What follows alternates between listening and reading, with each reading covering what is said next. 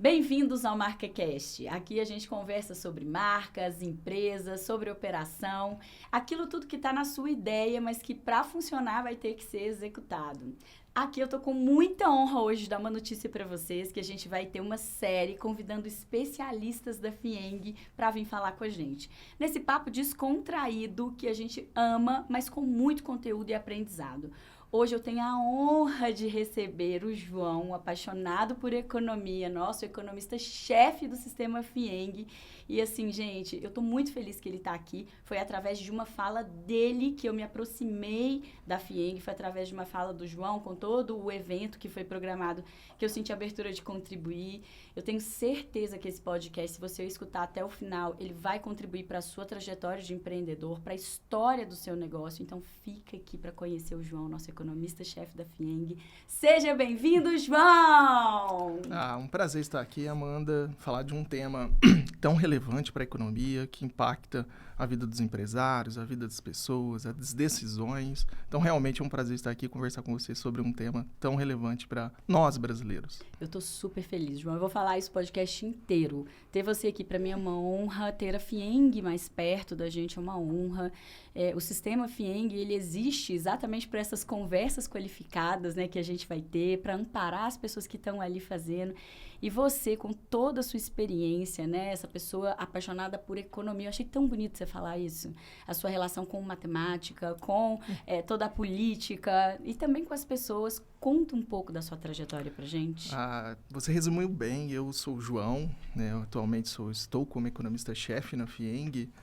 E se eu pudesse resumir assim, em pouquíssimas palavras, quem é o João é um apaixonado ou louco por economia. E isso em todas as áreas da economia. Seja macro, micro, matemática, estatística, eu sou, assim, fascinado por economia. Sou tão fascinado que eu fiz toda a trajetória acadêmica possível, né? Fiz a graduação, fiz mestrado, fiz doutorado. E algo que me marcou, Amanda, e eu acho interessante colocar isso, é que eu sempre tive uma inquietação nesse processo de formação acadêmica meu, né? Por que alguns países se desenvolvem e outros não? Por que algumas regiões são desenvolvidas e outras não?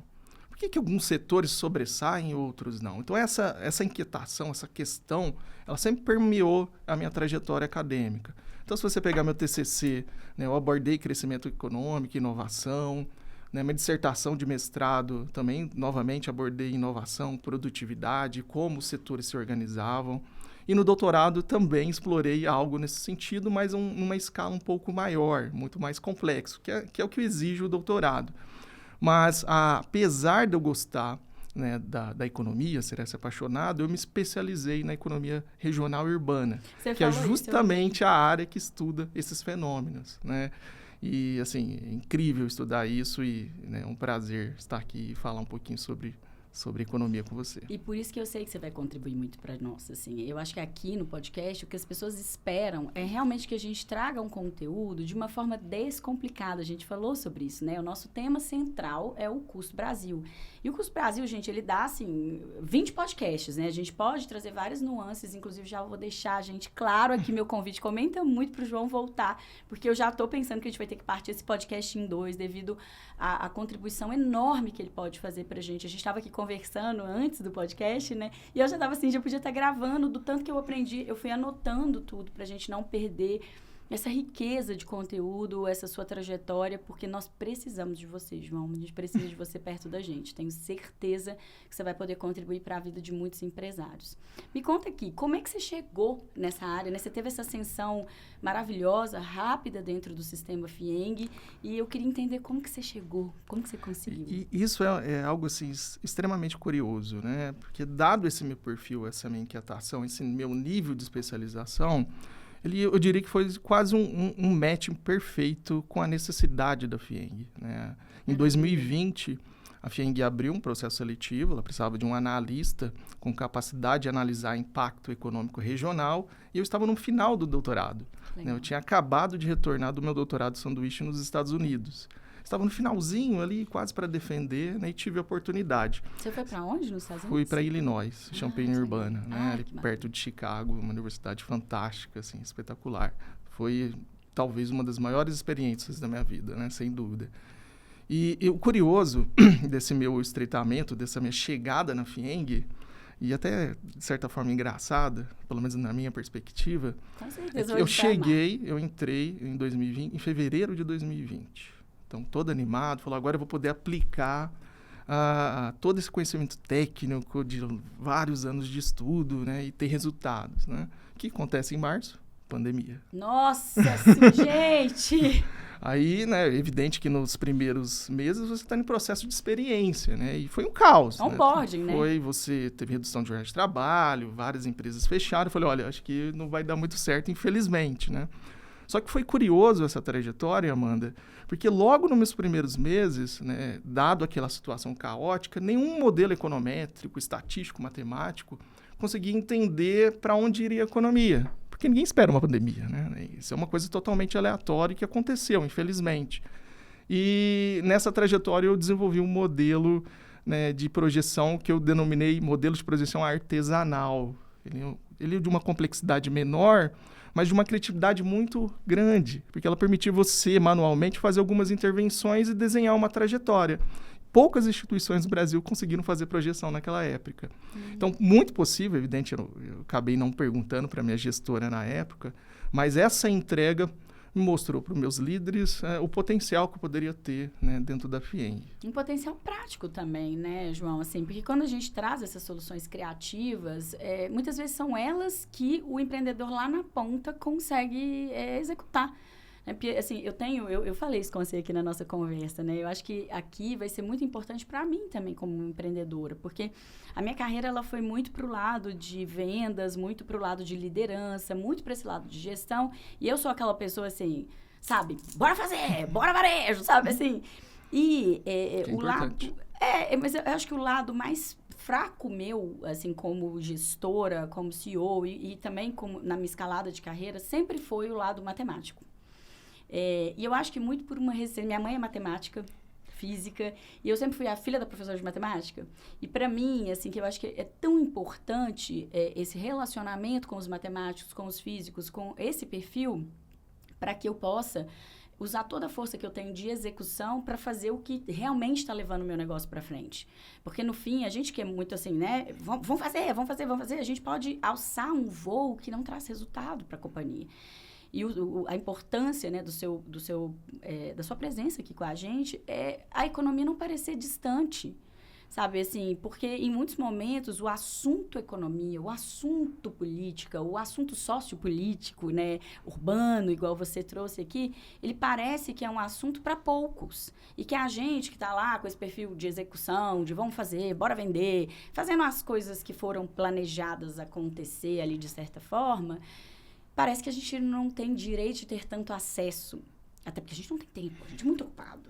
Só que durante a minha carreira eu entendi, Amanda, toda essa sua força executora, se ela não estiver casada com os números, você não serve, assim, sabe? Então, para me tornar uma CEO, eu tive que me aproximar. Mas eu confesso que até a oportunidade de estar mais próximo de você, da FIENG, eu tenho certeza que eu vou melhorar como pessoa, como profissional e trazer isso para os empreendedores que estão nos assistindo. Então, desmistifica. Vamos falar a verdade, né? É importante a economia estar perto. O que você sente disso aí? Não, a economia, ela está em todos os aspectos. Então, você entender, né, como, né, as decisões econômicas, como a taxa de juros, como a taxa de câmbio, para onde vai o crescimento econômico te afeta, é fundamental para o sucesso do seu investimento. E é muito curioso, né, Amanda, eu vou reforçar isso, dessa minha trajetória dentro da FIENG, que foi algo que me marcou. Muitas vezes a gente está na academia e a gente fica preso ali nos artigos científicos, né? E isso você tem um choque quando você entra, né, para o mercado privado, né? Porque é um ambiente diferente, né? Você produz conhecimento. E algo que me marcou muito na FIENG, e logo nos primeiros meses, nos primeiros anos, foi a possibilidade de fazer estudos econômicos com repercussão a nível nacional. Você falou isso pra gente. Tenho ali um resultado, né, efetivo, né? E aqui eu gostaria de citar alguns, né, que foi importante, né, salientar isso, né? Por exemplo, nós fizemos um estudo e, sem dúvida, esse é um dos que mais marcou e, sem dúvida, impulsionou a minha carreira ainda na FIENG, que foi o impacto da violência da mulher na economia. Você falou e a gente ficou, assim, polvoroso aqui, porque tem tudo a ver com a nossa audiência, tem tudo a ver com os negócios, inclusive disso se deu um selo, né? Se deu um selo. E o mais interessante, eu vou chegar nesse ponto, mas é interessante a economia porque muitas vezes alguns fatores as pessoas não percebem, mas ela afeta a sua vida. Eu vou dar um exemplo. Né? Quando você olha a vítima, né, da violência, que é algo extremamente trágico, mas como que isso me impacta de uma forma indireta? Veja bem, a mulher, a vítima que sofreu aquela violência, muitas vezes ela tem uma maior taxa de absenteísmo no ambiente empresarial, que afeta a dinâmica produtiva. E não só isso. Muitas vezes, né, você tem a violência física e psicológica, mental. Então, aquela mulher, infelizmente, ela acaba tendo uma queda da sua capacidade produtiva. De tudo, né? E isso, num ambiente, né, extremamente coletivo que nós estamos hoje, repercute para a economia como um todo. Então, não tem assim, dúvida. é incrível foi o estudo. Ele mostra justamente esses detalhes, como que a violência com a mulher, ela não se restringe só à mulher, ela repercute para a economia como um todo. E o resultado foi incrível desse trabalho. Esse tema é um tema muito abrangente, né? Até porque, assim, eu não tive tempo de falar, eu sou enfermeira de formação e eu trabalhei durante um bom tempo no SUS. E ali eu também recebi muitas essas mulheres vítimas de violência de uma forma geral.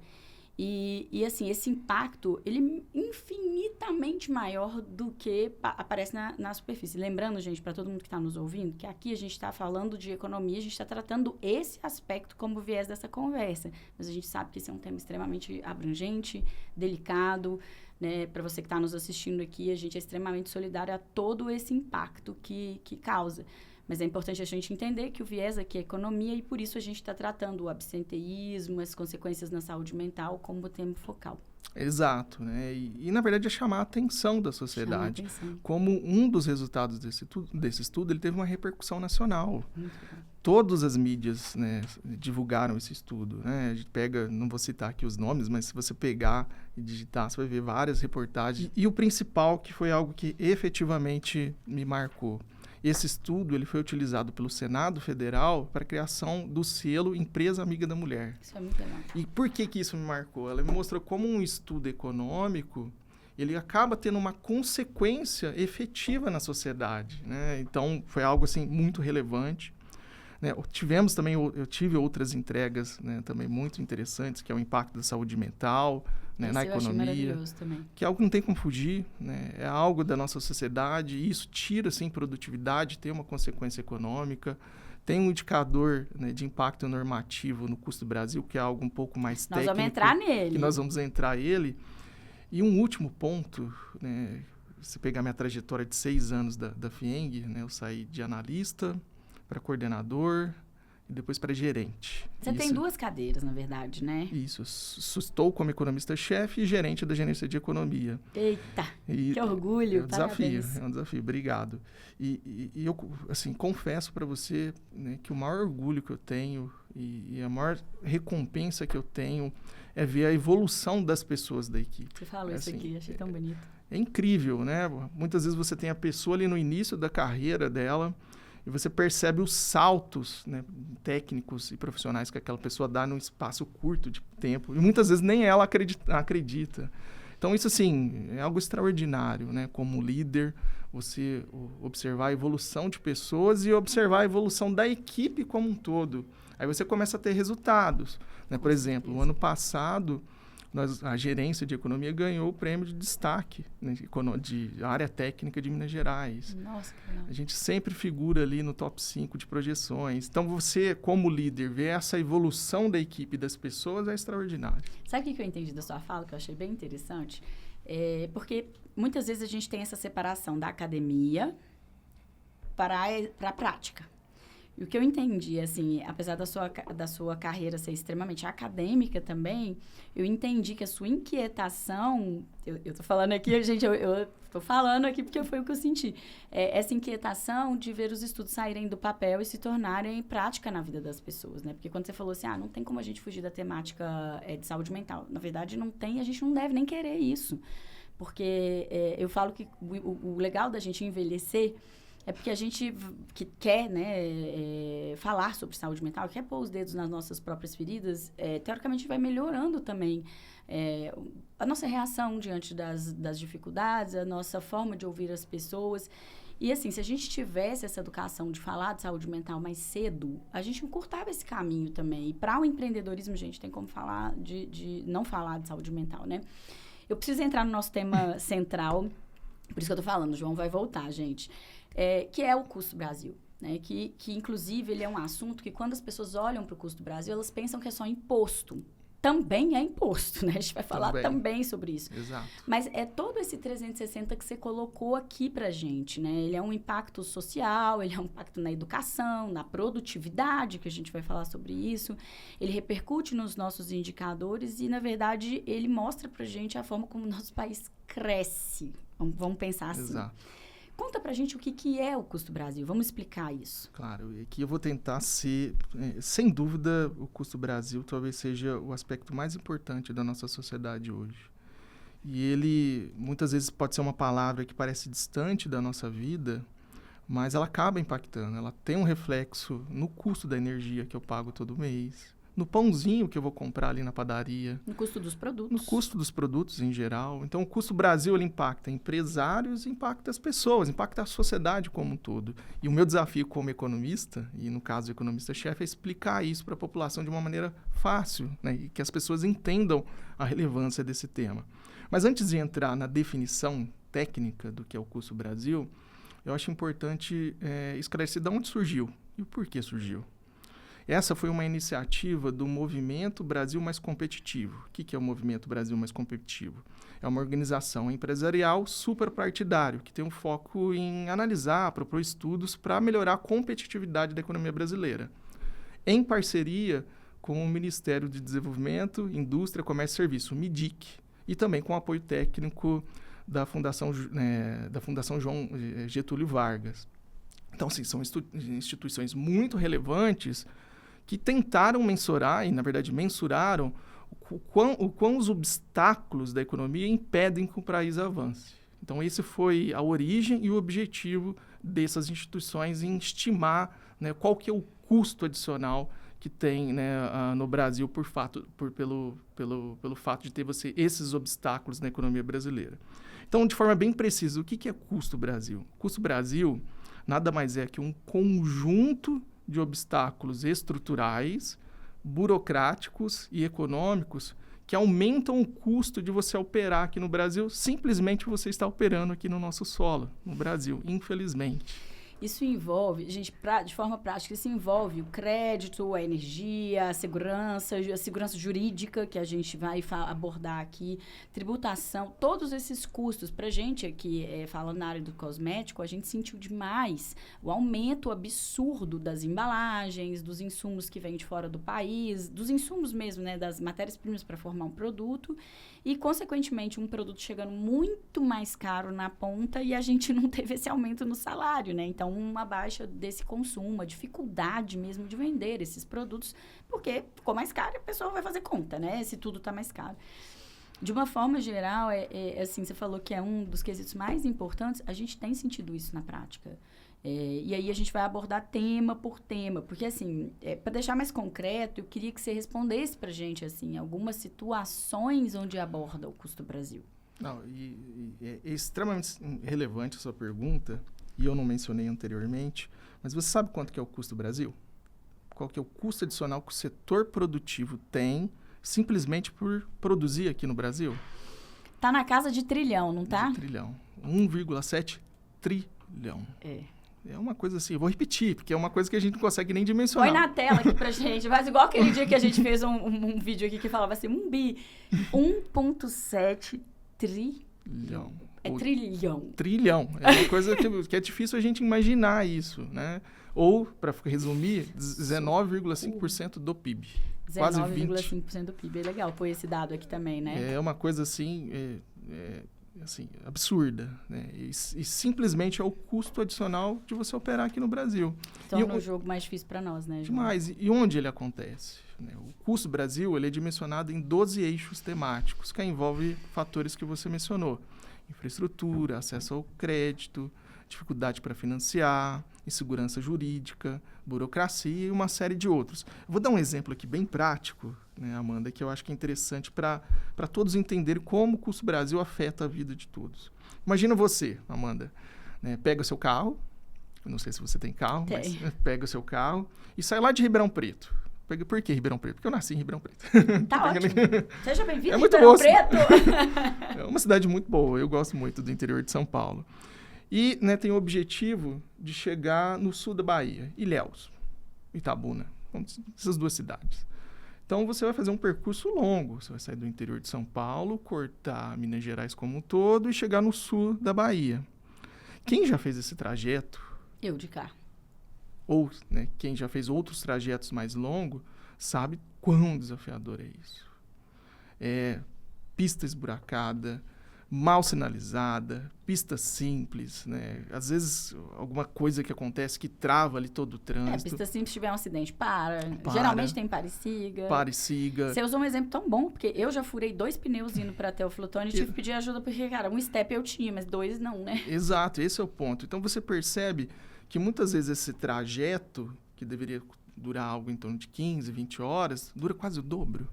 Agora, imagina o ponto de vista do setor produtivo, que precisa de um insumo que sai do interior de São Paulo até o sul da Bahia. Ele deixa de produzir, porque o insumo não chegou. Isso é muito comum na indústria. É muito comum na indústria. Então, isso é custo Brasil. Ele sai no preço final. E você colocou um ponto bem interessante, né? Dada essa péssima qualidade das nossas rodovias, da infraestrutura rodoviária, você tem um custo adicional. É um pneu, é uma manutenção, é gasolina, o tempo, como eu mencionei. Então, tudo isso entra no custo Brasil. E esse ponto da infraestrutura, ela fica muito clara no empresário, mas as pessoas físicas também enxergam muito isso, né? É, porque é tudo, né? Assim, eu fui vendedora no início da minha carreira e representante comercial, e eu fazia muito esse trajeto de carro. E as pessoas me achavam uma louca, porque eu tinha 20 e poucos anos, eu pegava o carro, por isso que eu te falei que eu já fiz esse trajeto, eu tenho muito cliente ali, eu tenho um cliente muito grande que é a Farmácia Indiana, eu vendia para eles, e eles são Minas, Bahia, Espírito Santo, né, e tal. E eu ia muito para Bahia vender para eles, ia com o meu carro carregado. O meu maior medo era acontecer exatamente o que eu te contei que aconteceu, que era furar 2 pneus, eu ter que parar na estrada com o carro carregado, sozinha, e ser assaltado. Então, quer dizer, né? Tem segurança, né? E aí nem era só da indústria, era do profissional. Do profissional. Que às vezes você fica pensando assim, cara, vou fazer essa jornada? Vale a pena isso? No meu caso, eu não tinha outra escolha, tá? Porque eu estava trabalhando para o meu pai e eu tinha que ajudar ele. Mas, assim, isso tem um impacto, é o que a gente está falando, gente. O custo Brasil, ele tem um impacto que abre, assim, né? Que ele se desdobra em 1000 outras complicações que estão no seu dia a dia, mas você não sabe que é por conta do custo Brasil. Você não sabe que isso está nessa cesta, né? Exato. E é justamente esse custo adicional que você não teria em outros países. E você tem no Brasil. E encarece. Vou dar um outro exemplo também, bem claro, que pega né, pessoas físicas e empresários, setor produtivo. Crédito. Nossa Senhora. Né, a taxa de juros no Brasil hoje... ela está em 14,25. É o famoso dinheiro ruim, né? Que a gente fala. Isso é a Selic, que é o início. Mas só para a gente ter uma comparação, nos Estados Unidos hoje, eles estão com a maior taxa de juros dos últimos anos. Pelo menos das últimas 2, 3 décadas. Sabe qual é a taxa de juros lá? 3,5% a 3,75%. A zona do euro é a mesma coisa. Estão com a maior taxa de juros das últimas décadas. Sabe quanto é a taxa de juros lá? 2,4%. E o povo está horrorizado, né? Minha irmã mudou dos Estados Unidos para o Brasil... Ela falou, nossa, os juros nos Estados Unidos estão um absurdo. Quando ela chegou aqui e foi fazer o dela, meu Deus, tinha como piorar demais, socorro, Jesus Cristo. E como que isso impacta na sua vida? Imagina um empresário, ele precisa comprar uma máquina, um equipamento, expandir sua comprar uma casa, sua planta, né? um indivíduo, um carro. Tudo. E né, o simples fato de você estar aqui no território brasileiro, você tem um custo adicional desse financiamento muito maior. O que o empreendedor lá nos Estados Unidos, na Europa, no Japão ou qualquer outra região não tem. Então, isso é um custo Brasil. Né? É um custo adicional que você tem pelo simples fato de você operar aqui na economia brasileira. Ô, João, você sabe, você está falando, eu estou raciocinando, e assim, a gente tem um problema no nosso negócio, que é o calendário. Porque, assim, devido a todas essas dificuldades operacionais que acontecem no meio desse caminho, a gente tem uma imprevisibilidade muito grande. operacional, porque o insumo vai chegar dia 25, não, chegou dia 29, não, vai chegar dia 30, porque parou no porto, porque aconteceu isso, porque a transportadora não viaja à noite, nem deve viajar, não sei como, né, quando...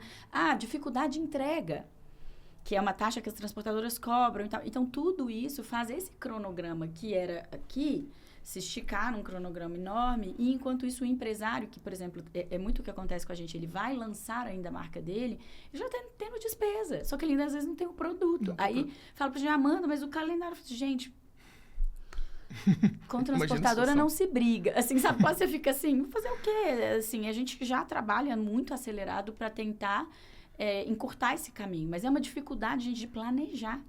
Você sente isso, é real, né? É demais, né? O exemplo que você trouxe de infraestrutura, que envolve frete, deslocamento, ele atinge na ponta, né, o empresário. Eu imagino que é muito difícil. Mas você colocou num ponto interessante, Amanda, que eu acho que o elemento mais perverso do Custo Brasil, que é a insegurança jurídica. Nossa Senhora! Ele gera tanta incerteza, né, que ele limita o crescimento da economia brasileira. E é um custo que a gente não vê. Não vê, ele é invisível. Tem uma frase, né, que todo economista conhece, e eu vou citar ela aqui, e que eu acho que ela resume muito bem isso. Vou anotar, né?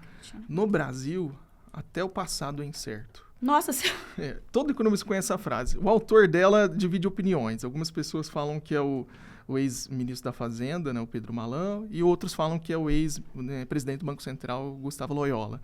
Eu não sei ao certo. Eles geralmente atribuíram aos dois. Mas ela resume muito bem. As regras do jogo no Brasil mudam constantemente, até mesmo do passado, algo que foi consolidado. Às vezes o empresário está ali operando, tem uma cobrança que era de 2 décadas atrás. Aí você fala, como assim? A regra muda durante o jogo. Durante o jogo. Durante, depois, e pode mudar no futuro novamente. Isso gera uma incerteza muito grande. No judiciário também, né? A frase dos advogados, a que eu mais escuto quando o assunto é processo trabalhista, é o pessoal falar assim, cabeça de juiz e bumbum de neném, ninguém sabe o que vem. Isso é segurança jurídica. É exatamente segurança jurídica, não tem previsibilidade. E por que eu atribuo isso como o aspecto mais perverso? Porque é um investimento que deixa de ser realizado e você não observa. Então, imagina um empresário, ele quer realizar um investimento X. Ele fala, nossa, eu não sei o que pode acontecer no futuro, então vou investir só a metade. Então, o crescimento que o Brasil deixou de ter. E isso eu estou sendo, assim, bem leve, porque muitas vezes esse empresário pega esse recurso e leva para outro país. Por isso que é o elemento do Custo Brasil mais perverso, né, que eu considero entre todos os 12 eixos estimados pelo Custo Brasil. E você sabe que eu fui diretora comercial de indústria por praticamente 18 anos. E isso que você está falando... ele se desdobra, por exemplo, eu falava assim, gente, a ruptura, que é um problema, inclusive, decorrente do Custo Brasil, disso que eu tô falando, cara, a matéria-prima não chegou, a embalagem não chegou, o fornecedor te manda uma carta falando que o custo aumentou e tudo mais. Isso na indústria é muito comum e é um impacto muito grande para a indústria, inclusive no resultado, né, na margem, naquele dinheiro que não entra no mês, pula para outro mês, enfim, né, todas as nossas metas e os indicadores que a gente precisa performar na área comercial. E eu falava para as pessoas assim, o pior da ruptura é que ela traz um dinheiro que não vem e que é invisível, que a gente não consegue calcular, que é... A gente não consegue calcular quanto a gente poderia ter vendido a mais. Exato. Porque a minha sócia falava assim, é o futurismo, né? Não tem como você fazer futurismo. O fato de você não ter o produto na gôndola, ele se desdobra igual um guarda-chuvinha, em 1000 outros problemas. Na sua vendedora que não bateu meta, que fica chateada e que ganha menos. Até no seu cliente que você não tinha disponibilidade de produto e ele mudou. Então, esse custo invisível jurídico, ele também, o Custo Brasil também impacta esse custo jurídico no comercial, na área comercial, na área produtiva, e que vem muito desse assunto que a gente ainda vai entrar nele, que é essa produtividade ineficiente que a gente tem aqui, né? Que é problemática. Queria que você fizesse aquela comparação que a gente conversou aqui antes, que é entre Brasil, China. Conta um pouquinho pra gente essa comparação. Eu acho que é interessante... e aqui eu vou tentar ser o mais didático possível, Amanda. Seja que a gente está amando. Porque a gente tem um custo Brasil, e isso que nós discutimos aqui, eu acho que os empresários, eles devem estar olhando e falando, é verdade o que a Amanda e o João estão falando. Tem um custo de transporte. Às vezes eu espero a mercadoria, ela não chega por conta de um acidente na rodovia, ou por conta que o pneu do caminhão furou, alguma coisa nesse sentido, né?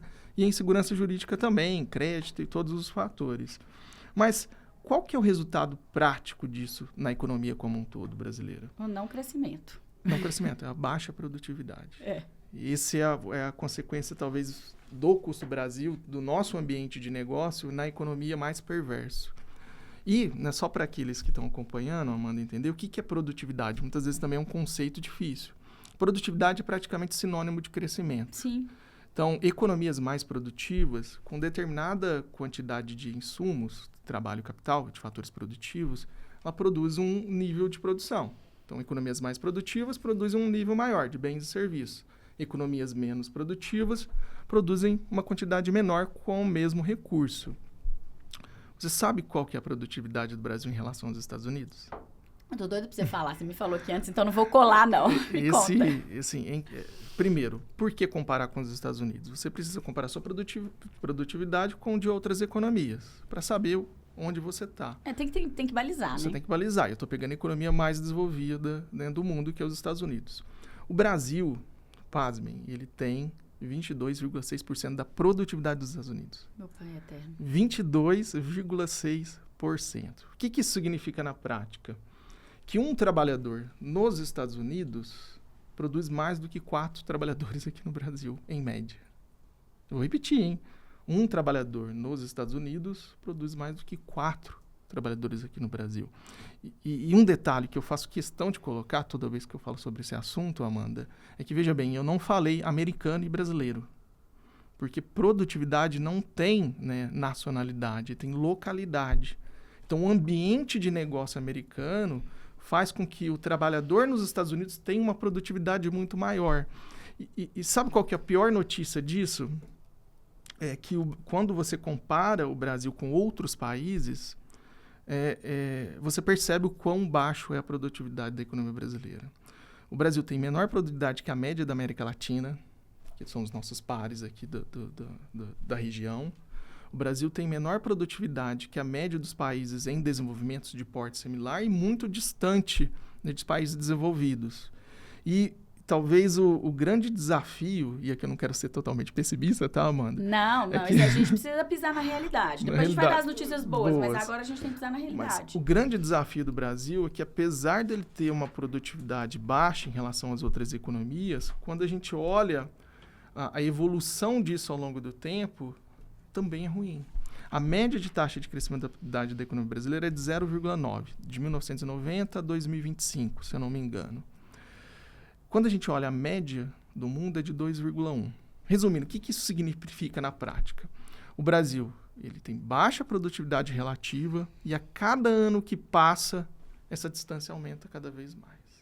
Socorro, Deus. Mas, assim, isso é muito conectado, né? É engraçado, porque quando a gente está falando de economia nesse viés urbano, regional, igual você é especialista, a gente está falando, no fim, de um conjunto de ações que trava. Hoje de manhã, eu falei para uma pessoa que trabalha comigo, eu falei assim, meu sentimento da minha trajetória como empreendedora, 21 anos esse ano eu estou completando como empreendedora, é que eu estou correndo uma corrida de obstáculos, porém, eu não sei quais obstáculos vão colocar no meu caminho, porque aí vem os obstáculos emocionais, vem os obstáculos da sua vida pessoal, do trabalho, do ambiente, da política, do urbano, das pessoas que estão com você. Então, assim, a vida do empreendedor, esse custo Brasil, que, gente, novamente, eu achei muito importante isso que o João falou, eu até anotei aqui, porque eu sou dessas, eu vou gravando para vocês e vou anotando tudo aqui. É a gente entender que o custo Brasil, ele é um conjuntão que no fim faz você crescer menos, não é isso, João? Não, é exatamente isso. Né? Essa é a corrida de obstáculos? Essa é a corrida de obstáculos. Você tem problema com a infraestrutura, você tem problema, né, com acesso ao crédito. Com educação, com a tecnologia. Com a parte de tecnologia, com a parte de energia. De energia. Assim, tem problema basicamente com tudo, né? É uma bola de ferro presa. Sem querer ser pessimista. Presa no pé, né, do setor produtivo. Socorro, gente, isso é tão real. João, isso é a minha vida no empreendedorismo. Porque a sensação que eu tenho, eu fico brincando com o meu time, eu falo assim, são 10 problemas para cada solução, sabe? Assim, você dá uma solução e vem de volta mais 10 problemas. Você dá uma solução e vem de volta mais 10 problemas. Você sente sempre que você está devendo 9 soluções, sabe como? E isso, Amanda, eu acho interessante colocar que apesar desse ambiente, alguns empresários sobressaem. Aí, claro que tem Aí vem aquilo que a gente conversou antes, autorresponsabilidade. Como você corre essa corrida? Ele consegue, mas a pergunta que eu sempre me faço é, se você não tivesse, os empresários, o setor produtivo brasileiro, não tivesse essa bola de ferro amarrada no seu pé, onde ele estaria? Sim. Esse é o grande, assim, questão que sempre eu fico me perguntando, olha, qual que é o potencial que o Brasil pode avançar? E o melhor, por que a gente não consegue avançar? O que está por trás disso, né? E assim, dentro dessa mesa aqui, a gente tem 2 trajetórias muito distintas e, assim, para mim está sendo incrível, inclusive, te ouvir, ter essa oportunidade da gente debater, né, de uma forma saudável. Por quê? Nossas vivências são muito distintas, porém, a gente está conseguindo concordar no seguinte.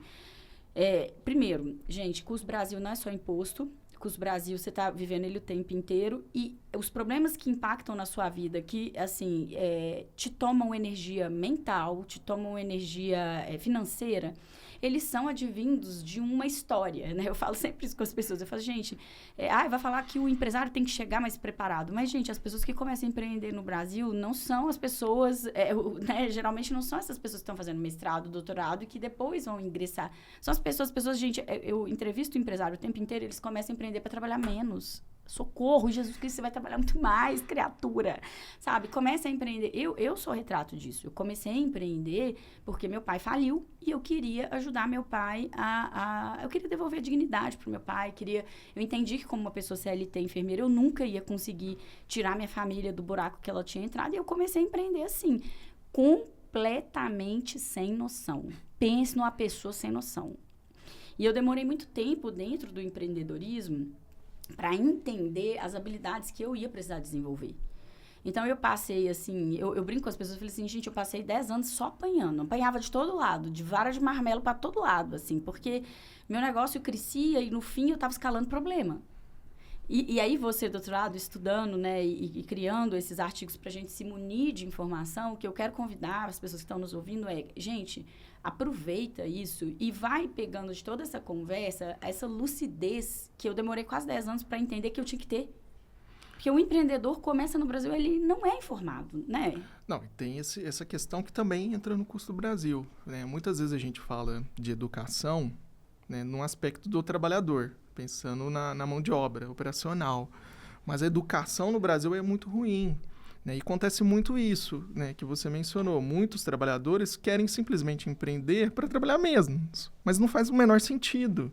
Porque a lógica do empreendedor é estar constantemente exposto ao risco, porque dada essa dinâmica, os invisíveis que você mencionou, os jurídicos, né? Enfim. E não só isso. Hoje, o empresário, se ele não tiver assim, bem claro para ele que ele precisa inovar a todo instante, ele está fora do mercado.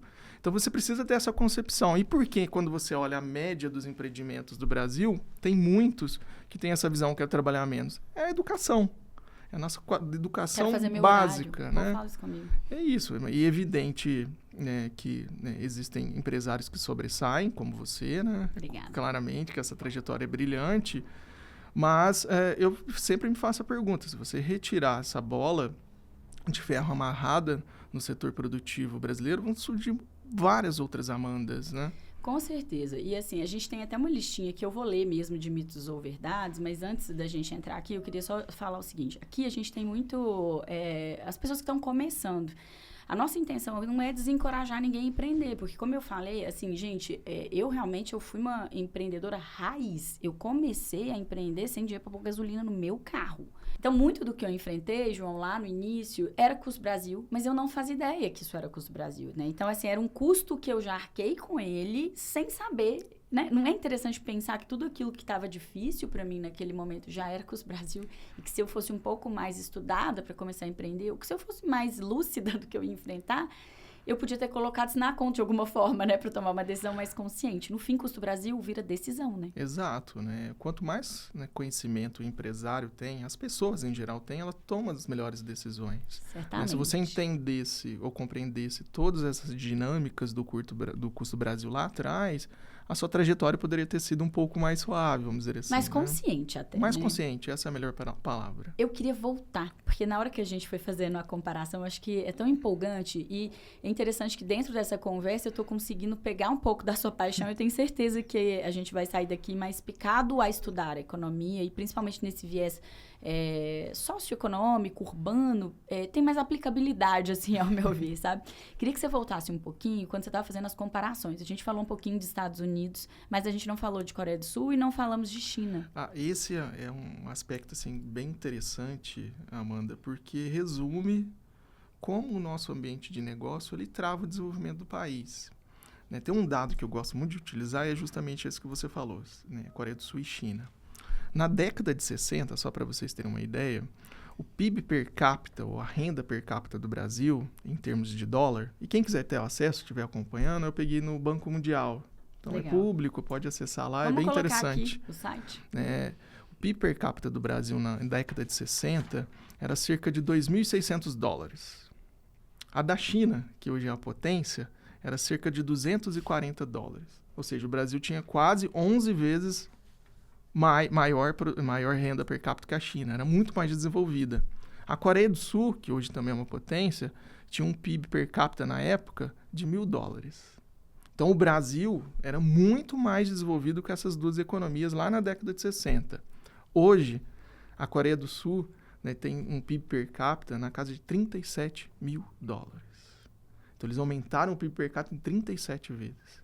A China tem um PIB per capita na casa de 14 mil dólares. Então, eles aumentaram o seu per capita em mais de 50 vezes. E o Brasil? Ele tem um PIB per capita de cerca de 9. Então, a gente avançou, mas a gente percebe que esse avanço foi muito lento, muito pouco. E não foi suficiente para atender às necessidades da população. Aí você pode perguntar, por quê? Nosso ambiente de negócio. Esse custo Brasil, ele trava esse desenvolvimento. E que está lá na educação também. A gente discutiu um pouco sobre mindset, né? E eu nem cheguei a comentar isso com você, assim, a gente tem uma dificuldade muito grande do perfil empresário. Né? Porque é isso, assim, as pessoas que começam a empreender, muitas vezes, a maioria delas não são preparadas para o empresariado. Então, hoje, depois de 21 anos de carreira no empresariado, eu vejo o quanto eu era despreparada quando eu comecei. Gente, sem noção mesmo, acho que essa é o meu... a mania sem noção. Porque, e mais do que isso, sem noção dos riscos que eu ia correr. E isso impactou na minha decisão míope, né? Assim, e aí, o que eu acho que é importante trazer, lá na educação, ninguém... Gente, é muito raro. Hoje, eu vejo que isso está mudando, mas é muito raro um pai chegar para um filho e falar assim, meu sonho é que você seja empreendedor. Não. Meu sonho é que você seja médico, dentista, no meu caso, enfermeira, dentista, meu irmão, fisioterapeuta, minha irmã. Mas o empresariado, ele não é incentivado lá quando você é criança. No meu caso, por exemplo, meu pai tinha pavor da gente ser empresário. Pavor, eu queria. Meu irmão quis, uma época, trabalhar na empresa do meu pai e ele não queria. Eu imagino que é porque... Meu pai já faleceu, tadinho, mas eu acho que ele estava sofrendo tanto dentro da empresa, apanhando tanto. Eu acho que assim, um filho meu ser empresário é um pesadelo para mim. Era meu sonho. Aí o que aconteceu? A minha carreira foi moldada completamente para o outro lado. O que eu estudei na enfermagem não me preparou nem um pouco para as vivências que eu ia ter como empreendedora. Então, assim, você passa... E aí vem essa questão do custo Brasil ser muito amplo mesmo, porque a educação ali tinha que fomentar mais para a gente ter empreendedores mais preparados. Se não está lá, você vai gastar um tempão depois para corrigir essa rota. Né? Nossa educação básica, no geral, ela é muito ruim. Né? E, sem dúvida, né? Se nós tivéssemos uma educação básica muito mais qualificada, que de fato, né, permitisse aos jovens enxergar esse mundo, essas potencialidades, seria fundamental para essa trajetória e para as escolhas. Às vezes a pessoa também quer ser um médico, maravilhoso, advogado, nós continuamos precisando de só que todas você também essas precisa, né, profissões, do empreendedor, você precisa dessa formação. O que eu acho interessante é que a internet, de maneira geral, ela permite, né, que empresários tenham acesso a conteúdos como esse que nós estamos discutindo. Pulveriza, né? Então, sem dúvida, entender todos esses aspectos que nós falamos agora é importantíssimo para o empresário. Ele vai entender onde está o custo Brasil, como isso afeta a minha vida. Sim. E aí, eu tenho aqui, quando a gente resolveu fazer esse nosso podcast, né, vieram algumas perguntas pra gente, o pessoal fez um trabalho aqui de fazer um bate-bola rápido para você falar pra gente se é mito ou verdade. Então, esse eu vou até ler, porque é bem específico.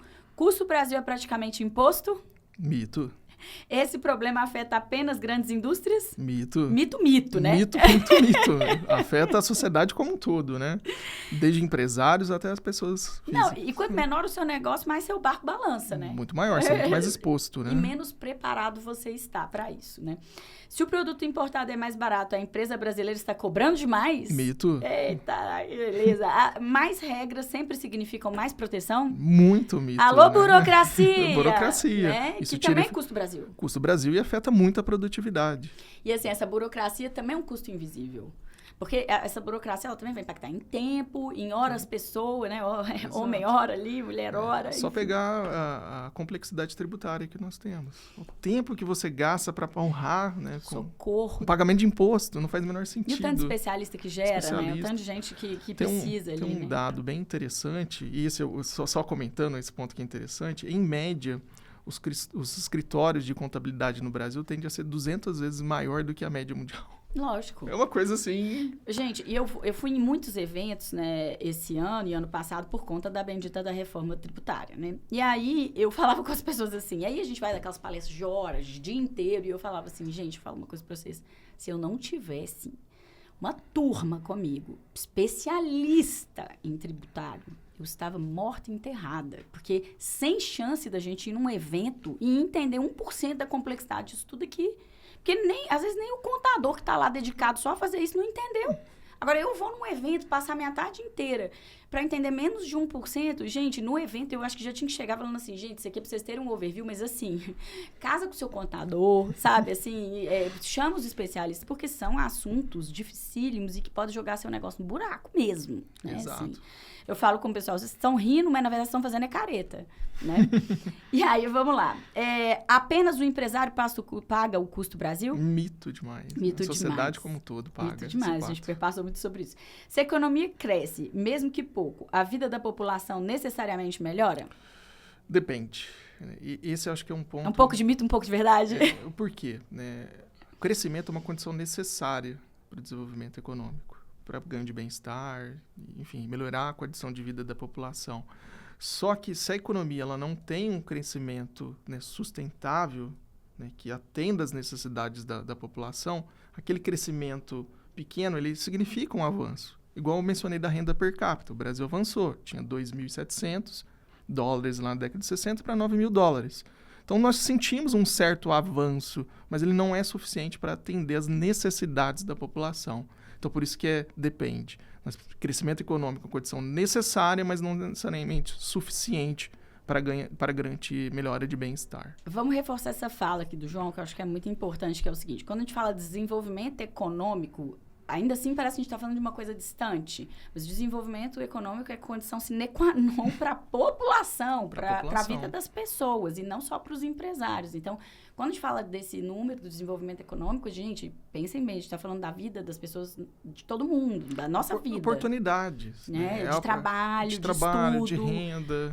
De empresas melhores para a gente trabalhar. Porque eu falo muito com as pessoas assim, o empresariado, às vezes, ele vira vilão. Eu não entendo por que isso acontece de verdade, mas ele vira vilão. Na verdade, entendo, mas não concordo. E nesse virar vilão, você não está entendendo que é essa pessoa que pode gerar emprego pro seu filho, pro seu neto, para as pessoas lá na frente, né? A gente fala muito na Indiana, a gente brinca muito e fala assim, se uma empresa como essa quebra, você não tem outra para pôr no lugar, onde que você vai pôr essas pessoas para trabalhar?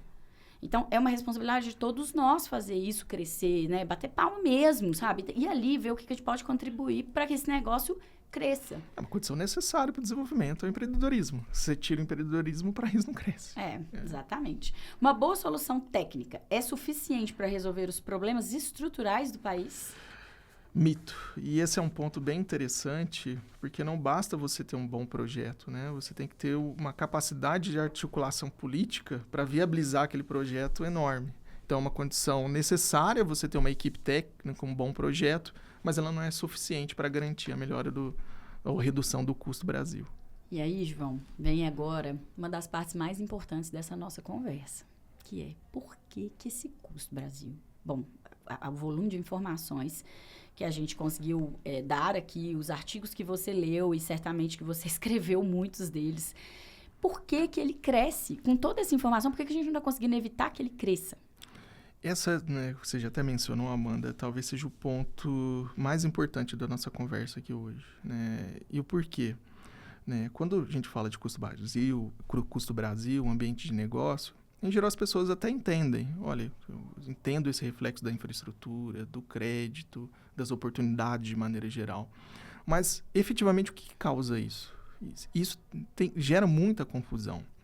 Eu atribuiria, vou tentar aqui ser o mais didático possível, e não é tão difícil entender, tá, Amanda? Mas 2 aspectos. Primeiro, a própria situação da baixa produtividade, que gera um baixo crescimento, mas ela é uma consequência do custo Brasil. E o outro é o desequilíbrio fiscal. E o porquê? Né? Na verdade, e o porquê que esses 2 fatores eles são, né, assim, o grande vilão do custo Brasil? E aqui eu vou focar no desequilíbrio fiscal. Quando as despesas do governo aumentam, e especialmente as despesas obrigatórias, o governo, para conseguir equilibrar, né, as finanças públicas, ele tem pelo menos 2 movimentos. Primeiro, aumentar a carga tributária. Quando ele aumenta a carga tributária, ele onera o investimento, o setor produtivo. Então, a economia acaba crescendo menos. E isso, evidente, aumenta o custo Brasil. Outra resposta, né, do governo, né, quando o gasto aumenta, e especialmente as despesas obrigatórias, é reduzir a despesa discricionária. E esse aqui é um ponto central que muitas vezes as pessoas não entendem. O que é o gasto discricionário? É justamente aquele investimento público que, aliado ao investimento privado, aumenta a capacidade produtiva da economia. É um investimento em infraestrutura, em mobilidade, em tecnologia. Então, quando o gasto obrigatório aumenta, você comprime esse gasto discricionário que é fundamental para a dinâmica econômica. A consequência, aumento de custo Brasil, crescimento baixo. Além disso, tem outros 2 fatores importantes que explicam toda essa dinâmica de custo Brasil. Quando o governo passa a ter déficits, né, constantes, sistemáticos, ele pressiona a inflação. A resposta do Banco Central nesse cenário é aumentar os juros. Então, o Brasil acaba tendo um juros muito alto, muito em função desse desequilíbrio fiscal, que é custo Brasil, juros altos, como nós discutimos. Um outro aspecto, quando o governo passa a registrar de forma sistemática o déficit, ele sinaliza para o mercado, para o investidor, que possivelmente lá na frente, talvez esse governo ele não consiga honrar com as suas dívidas. E qual que é a resposta do mercado? Exigir um prêmio de risco. E qual que é a consequência disso? Os juros de médio e de longo prazo também são altos. Você percebe, no Brasil convive ao mesmo tempo com os juros de curto prazo muito alto, 14,25 no momento, e os juros de médio e longo prazo também é alto. Isso sufoca o setor produtivo. Né? Então, o desequilíbrio fiscal acaba sendo o grande vilão do custo Brasil. O grande problema disso, Amanda, infelizmente, né, eu não quero ser muito pessimista aqui, depois a gente tem notícia boa no final, mas é que esses 2 aspectos eles se relacionam e criam um ciclo vicioso que reproduz baixo crescimento, queda de produtividade, desequilíbrio fiscal. Acaba sendo exponencial. Exponencial. Né? E é muito fácil entender isso, e esse é um ponto interessante que também é preciso falar. Né? Como o Brasil ele cresce pouco ao longo do tempo, como eu mencionei, ele não consegue dar a resposta adequada para reduzir a pobreza. É isso, esse é o resultado final. Nós não conseguimos enfrentar a pobreza de uma forma consistente porque o Brasil não cresce. Isso faz com que parte da sociedade, e de forma legítima, tá, exija do governo uma resposta. O problema é que essas respostas, muitas vezes, elas vêm em toque de caixa. Eu vou dar um exemplo. Então, o preço do gás aumentou, você cria o auxílio gás.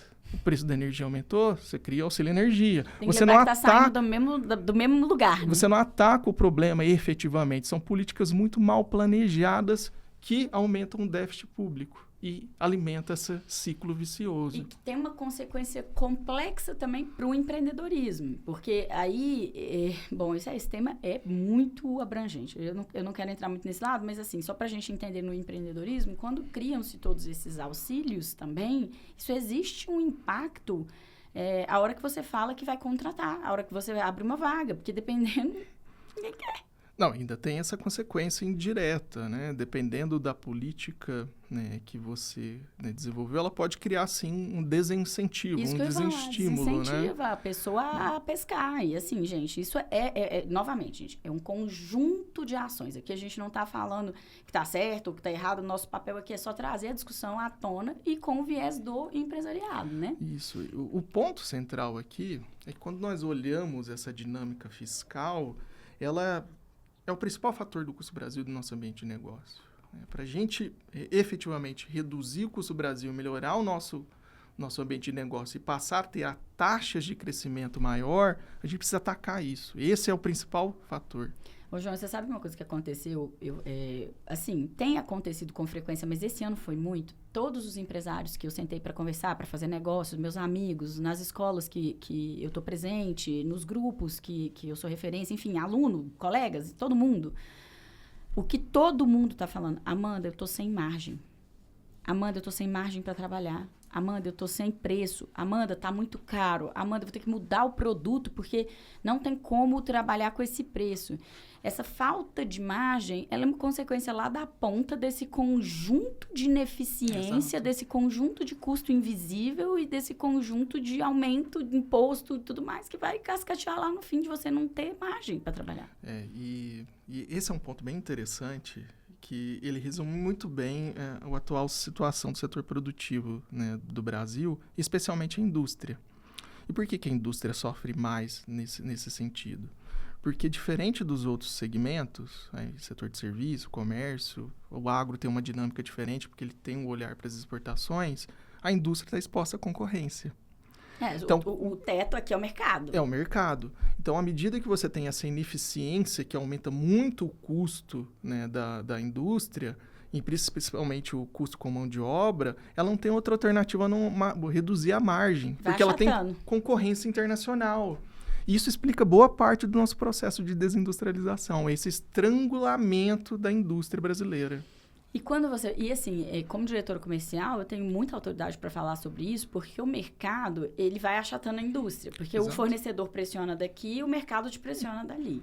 E se você resolve sair desse achatamento, você tem que trazer inovação e tecnologia, um diferencial competitivo muito grande. E aí entra até naquela conversa que nós tivemos lá atrás, sobre o tempo que essa indústria tem e o tempo que ela se dedica para, de fato, inovar. Porque ela está tão aqui na roda de entregar aquilo que ela já vendeu, é o almoço para pagar a janta, que ninguém ali consegue parar e falar assim, cara, se eu não buscar um caminho na colateral, daqui a 10 anos eu vou estar na mesma rodinha do hamster. Eu falo muito isso.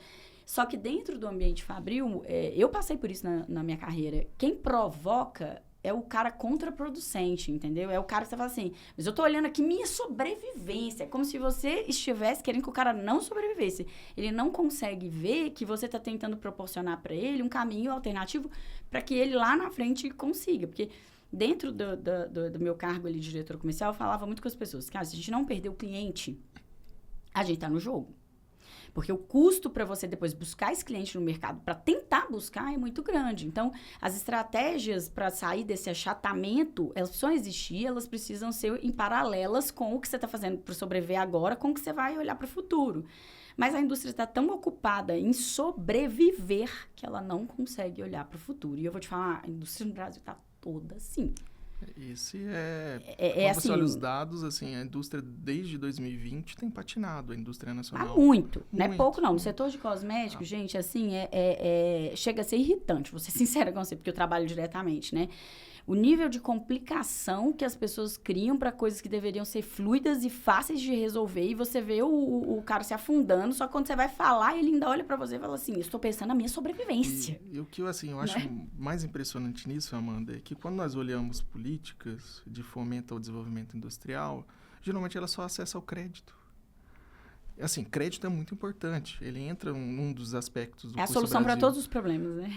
Não necessariamente. Você Fala precisa, assim, ele pensa que ele pensa que não. Você precisa reduzir esse custo Brasil. Você precisa melhorar o nosso ambiente de negócio. Sem isso, a indústria ela não vai decolar. Crédito é um elemento fundamental, mas ele não é suficiente. E assim, quando a gente fala da indústria nesse cenário, para trazer o fechamento, assim, até trazendo um pouco para o que eu tenho certeza que a nossa audiência está passando, inclusive os nossos clientes lá nas nossas empresas, infelizmente, uma das estratégias e que deu certo para mim, porque eu vim de um contexto de sobrevivência, eu vim de um contexto onde não tinha gasolina para pôr no meu carro.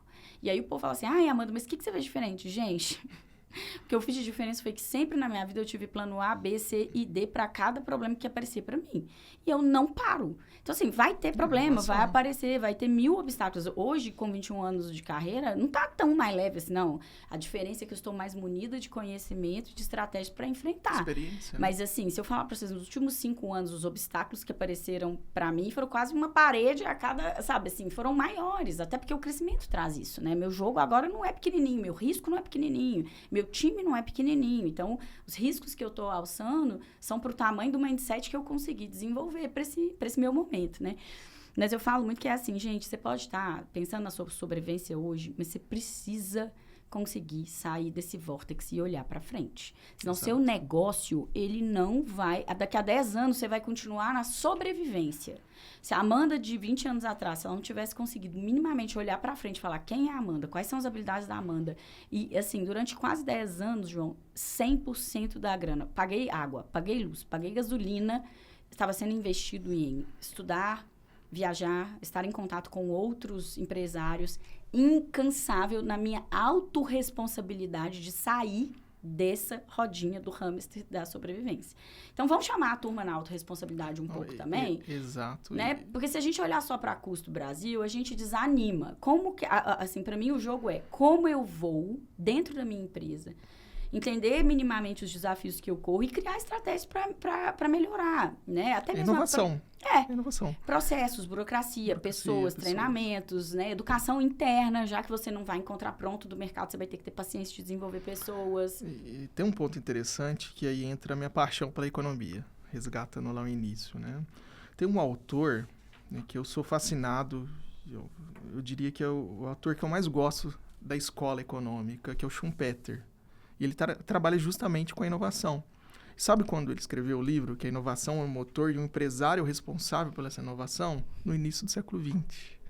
Então, lá no início do século XX, já tinha essa percepção que a sobrevivência do empresário, né, daquele negócio, ela é movida por inovação. Então, o empresário, independente do ambiente de negócio, evidente que o ambiente de negócio dificulta mais, como nós discutimos, ele precisa ser inovador. Ele precisa estar atento. O que o mundo está fazendo? O que o meu cliente quer?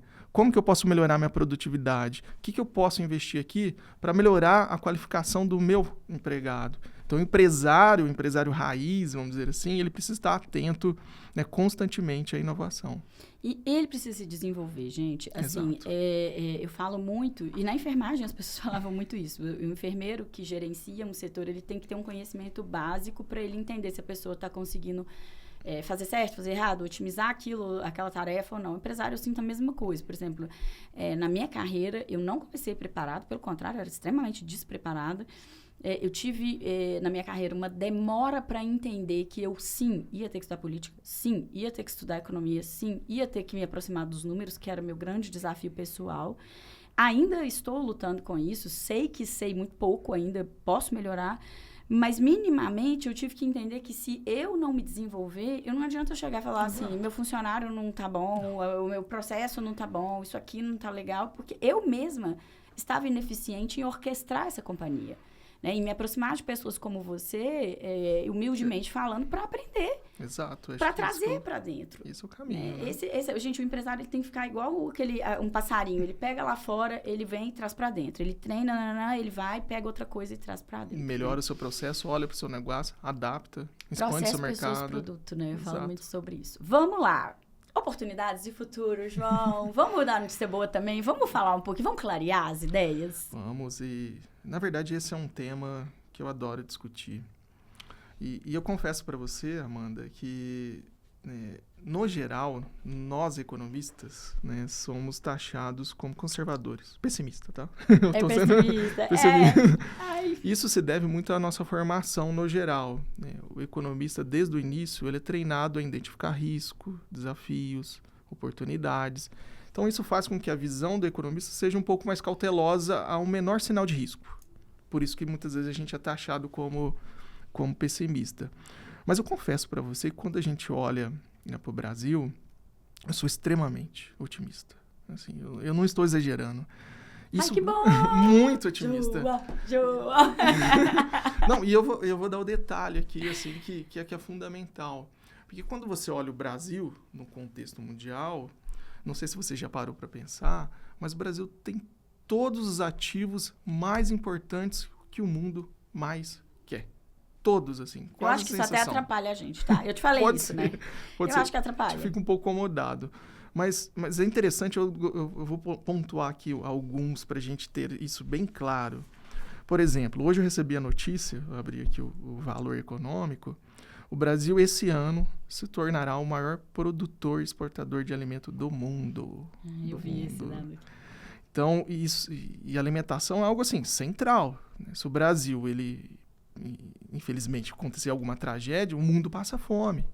Então, o mundo quer a produção de alimento do Brasil. Então, esse é um aspecto muito positivo para a nossa economia brasileira. O segundo é o mercado consumidor. Quantos países têm mais de 200 mil habitantes?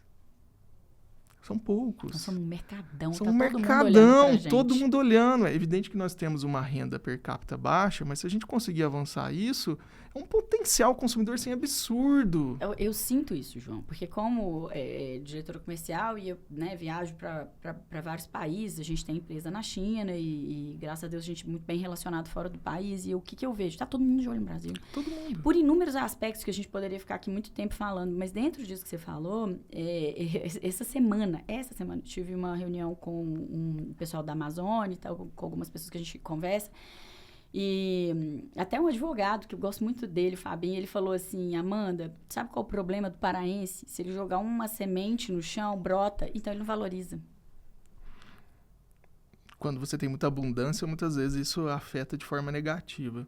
Mas esse mercado consumidor é um potencial absurdo do Brasil. Outro aspecto que talvez esteja no seu radar dos empresários. É impossível a gente fugir do tema transição energética. Esse tema eu vou trazer um especialista aqui, que é meu tio, para falar, sabia? É interessantíssimo. E sabe qual que é o ponto central? Quando a gente olha a matriz elétrica do Brasil, ela é uma das mais limpas do mundo. Isso porque a nossa matriz elétrica ela é a base de hidrelétrica, solar e eólica. Está só avançando, né? Engraçado. Esse é um baita ativo que o Brasil tem no mundo, assim. Olha que interessante, vou até te mandar isso, que eu não sei se você tem, mas talvez você tenha. O meu tio Rogério, ele trabalha nessa área. Há um mês, mais ou menos, atrás, eu estive na casa dele do Rio e ele me mostrou um estudo gigante que eles estão fazendo e tal, para mostrar essa migração para energia renovável, que a gente está conseguindo avançar muito em relação a isso. Isso é uma vantagem competitiva absurda. Isso é um feito também, né, do Brasil, porque a gente tem espaço para fazer isso, a gente tem as condições boas para fazer isso, né? Isso é uma ótima notícia. Eu vou trazer o tio Rogério aqui para falar. Uma coisa, assim, impressionante. Então, isso dá uma vantagem competitiva para o Brasil absurda em relação a outros países. Só para comparar a Europa, que hoje é uma região desenvolvida, a matriz elétrica deles é a carvão mineral e gás, extremamente poluente. A nossa é extremamente limpa. Então, isso é uma vantagem competitiva. Um outro aspecto, né, que é pouco comentado, né, mudanças climáticas. Infelizmente, não tem como fugir. Todos os países sofrem com isso. Só que olha que interessante. A gente é privilegiado nesse Quando a gente olha, o Brasil sofre, inclusive, né? Mas quando a gente olha as tragédias relacionadas à mudança climática no Brasil, a maior parte delas está associada, ou a intensidade dela, melhor dizendo, ao precária infraestrutura que a gente tem. Eu vou dar aqui um exemplo que é recente, Amanda, para todos entenderem o que eu estou falando. Né, o Rio Grande do Sul, aquela tragédia de enchente lá. Se, né, o Rio Grande do Sul tivesse uma hidrelétrica de grande porte na região, 60% daquele impacto tinha sido mitigado. 60%. Quando a gente olha as tragédias em Minas Gerais, no Rio de Janeiro, boa parte dela é por conta de construção de residências em áreas irregulares. Então, o grande problema, ou pelo menos o principal efeito da mudança climática negativa na economia brasileira é por conta de carência de infraestrutura. Em contrapartida, tá lá no Custo Brasil. É no Custo Brasil. E, em contrapartida, outros países sofrem de uma maneira assim muito maior. É muito calor, é fogo, é enchente, terremoto, tsunami. Então, o Brasil tem uma baita assim, vantagem comparativa nesse aspecto. Pela nossa posição geográfica também, né? E isso é um outro fator também, que é uma vantagem. Diferente, não sei se você percebeu, mas o mundo ele tá meio estranho, né? Nos últimos anos. E como percebi, né? É guerra comercial, é guerra no Oriente Médio, é guerra na Europa. Tudo baixo no comercial, tá?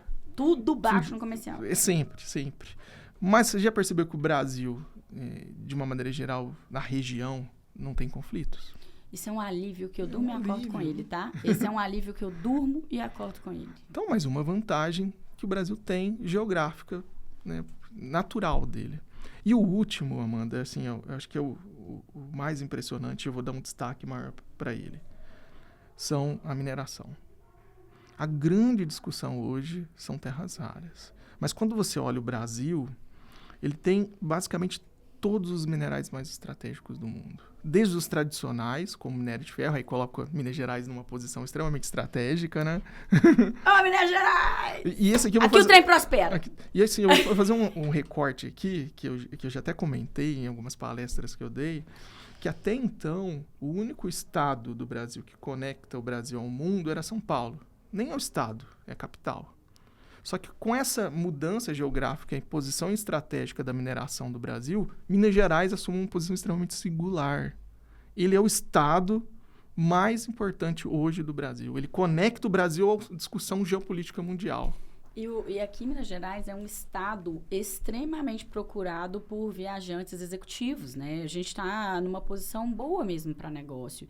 Eu sou muito fã de Minas Gerais. Você está falando com a mineira, assim, mais mineira desse mundo. E tem um aspecto interessante, é claro que a gente fala Minas Gerais, mas é o Brasil. Sim, ele é o condutor, é o estado mais estratégico. Mas eu amo Minas Gerais, fique claro. Se você olhar, ó, o Brasil, e aí especificamente Minas Gerais, é um dos maiores produtores de minério de ferro, que é extremamente importante para a sociedade moderna. Não existe construção sem minério de ferro, pra você ter uma ideia. Quando a gente olha, né, bateria, né, placa solar e outros aspectos, a gente tem uma das maiores reservas do mundo, que é o lítio. Lítio, grafite, nióbio. As maiores reservas do mundo estão aqui, em Minas Gerais. Né? Araxá tem uma das maiores reservas do mundo de nióbio. Eu sou muito orgulhosa do nosso estado. Eu acho que você é menos bairrista que eu, mas eu sou muito. Eu sou paulista, mas eu já sou de coração mineiro, né? Não, você tá acolhido aqui. Mas assim, eu também tenho vivências muito boas com a minha sócia paulista, incrível, assim e tudo. Mas assim, eu falo muito de Minas Gerais com esse amor e com essa vontade de trazer as pessoas pra cá, porque é um estado que eu sinto que pode muito mais. Com certeza, né? Quando você olha essa vantagem estratégica do solo e do mineiro, né? Muito receptivo, muito agradável, né? Então, você mora aqui há quanto tempo, João? Já moro 6 anos, né? Em BH. BH, mas eu fiz doutorado em Juiz de Fora, então eu tô falando aí pelo menos de 10 anos, né? Que eu já estou em Minas. Ai, que bom. Então hoje eu sou praticamente mineiro, mas meus pais são mineiros. Então eu tenho um pezinho desde o início. Então, Amanda, quando a gente olha todas essas vantagens estratégicas que o Brasil tem, muito difícil ser pessimista. Né? O que falta? Falta vontade política. E aqui eu não estou sendo partidário, partido A, partido C. É ter um interesse em comum e executar as medidas que são necessárias para reduzir o custo do Brasil e melhorar o nosso ambiente de negócio. E, olha, você colocou esse viés político e pra gente, infelizmente, a gente tá chegando ao final dessa conversa, a gente ainda tem mais um pouquinho aqui para falar, mas, né, eu tô muito grata, João. Nossa, eu tô muito grata, assim, da gente poder ter tido esse conteúdo, essa conversa, essa discussão. Eu te agradeço pela forma que você me acolheu, ainda vou agradecer mais. Mas, assim, quando você fala de política, eu quero agregar aqui, gente, o meu ponto de vista como empresário, né? é a vontade política e a gente precisa muito que isso aconteça no Brasil, mas não se eximam da autorresponsabilidade que o empresário precisa ter com aquilo que ele se compromete a fazer. Porque o que eu vejo no Brasil também, eu sinto muita falta desse mindset empreendedor, que é resultado lá da nossa educação, de tudo que a gente discutiu aqui, mas que, assim, o empresário, gente, é assim, fazer até dar certo. É um estilo de vida. Quando a gente resolve empresariar, em um certo momento da minha vida, eu entendi, assim, olha, o meu, de certa forma, eu fiz, assim, eu tive uma sensação, tipo assim, de fome, eu não morro mais. Que era uma preocupação que eu tinha com meu pai, com minha mãe, comigo, assim, gente, da minha necessidade básica, eu precisava ter dinheiro para pagar minha conta de água, de luz e tal. Isso eu consegui na minha carreira. Agora eu tô fazendo por nós. Então, eu tive esse descolamento, e foi até um momento difícil quando eu perdi meu pai, enfim, que muitas coisas ficaram claras pra mim. Eu tava na Coreia. Inclusive, na hora que você falou, eu ia falar, até anotei pra falar que eu sou muito fã da Coreia do Sul, tive o prazer de estar lá, enfim. Me caiu uma ficha assim, a partir de agora, não é pela Amanda, ou pelo pai da Amanda, ou pela família, agora é por nós. Pelo time, pelas pessoas que acreditam, pelos clientes, pelo que eu acredito, pelo meu propósito de vida. E aí, eu me tornei uma empresária mesmo, sabe? Aí, eu saí da minha necessidade individual e eu comecei a olhar assim, eu preciso que o meu funcionário evolua, eu preciso que a minha estrutura evolua, eu preciso trazer recursos, preciso trazer inovação. Então, não se eximam deste mindset. É importantíssimo. Olha pra frente, gente. Assim, estamos com 1000 problemas na política, tá bom, mas não pensa, não joga tudo lá, não. Pega aqui no seu barco, o que você vai arrumar no seu barco hoje? Como que você pode melhorar? E tenta olhar pra frente. Eu sei que você tá lutando pela sua sobrevivência hoje, eu também já lutei pela gasolina do meu carro, mas tenta olhar pra frente. Tenta entender que o que você tá fazendo hoje pode te manter no lugar que você tá ou te colocar, velho, 1% melhor, sabe? Isso foi o que eu tenho, assim, o que eu tive e o que eu tenho até hoje para sair de não ter dinheiro para colocar gasolina no meu carro e para poder estar aqui hoje discutindo com você, te recebendo, que eu fico emocionada, eu choro, tá? Que eu tô muito feliz mesmo, que eu acho que esse episódio, ele deu uma oportunidade para mim também, né? Eu choro mesmo, eu fico emocionada, porque eu acho que é uma oportunidade. Se a gente não tiver pessoas como você, a gente não ganha dinheiro. Trabalha, fica frustrado, fica triste, não fica com os filhos da gente, não vai para casa satisfeito e feliz. E essa frustração no empresariado... gente, emocionei mesmo. Me dá um lencinho aí, gente. Eu aqui, chorando, toda desmaquiada. Mas não tem problema, não. Essa frustração, ela faz o empresário desistir. Por isso que eu falei para você no início, e eu reforço em lágrimas, que a gente precisa de você, João. A gente precisa da FIENG, a gente precisa desse papo, a gente precisa dessa paixão que você tem pela economia, eu tenho pelo empresariado. Eu tenho para a gente sobreviver no Brasil com empresas melhores, com empregos melhores, com times melhores. Essa é minha vida há 21 anos. Então, que bom. Parabéns. Obrigada por você estar aqui. Desculpa as lágrimas, eu fico emocionada mesmo. Prazer todo meu, né? Eu também fico emocionado com a sua fala. E você representa o verdadeiro espírito do empresário, né? Eu acho que sim. Eu acho que sim, lágrimas, eu acho que sim. Que apesar desses obstáculos, que é importante conhecer, ter conhecimento disso, né? É importante, mas você resumiu muito bem. O empresário, ele não pode se acomodar. É a função dele procurar inovar, identificar novas oportunidades, modificar, se reinventar. Sim. Esse é o espírito do empresário. Então, eu tenho muito orgulho de estar aqui hoje, né, conversando com você. Tá, né? você admiro falou que é apaixonada, muito, eu já tô às lágrimas de apaixonada. Admiro muito a sua trajetória. Eu acho Obrigada. que realmente você representa esse espírito do empresário inovador, que sempre busca fazer diferente. Obrigada, querido. E assim, uma honra, uma felicidade. Eu acho que esse é um passo para a gente importante. Receber os especialistas aqui da FIENG vai ser um passo importante para as pessoas que nos escutam, para a gente também. Essa intimidade com a economia, eu acho que ela precisa acontecer. Aqui a gente quer propiciar, então volte sempre, João. Não tem palavras para te agradecer. E para dizer o que isso significa, não só para mim, mas para todos os empresários que estão comigo e para você que voltou frustrado para sua casa, para você entender que a gente vai ter que trazer estratégias para driblar o custo Brasil, mas que a gente consegue, sim, trazer empresas, acreditar no próprio Brasil, trazer funcionários, trazer processos. Eu estou conseguindo, a duras penas, eu confesso, mas estou conseguindo. Então, eu convido você a conseguir também e que a gente possa ter outro podcast como esse para apaixonados pela economia, pelo empreendedorismo e para a gente construir um Brasil aí que avança um pouco mais rápido, né? Se Deus quiser, para o desenvolvimento econômico. Obrigada, João. Eu que agradeço e aceitei o convite. Obrigada por abrir essa série com especialistas da FIENG. É uma honra, uma felicidade para a gente. E eu tenho certeza que a nossa audiência vai querer ouvir todos vocês. Você já aceitou nosso convite para voltar, então a gente já vai querer marcar. Estamos muito felizes mais uma vez. Obrigada. Chegamos ao final do nosso Assinatura Marca Cast e até o próximo episódio.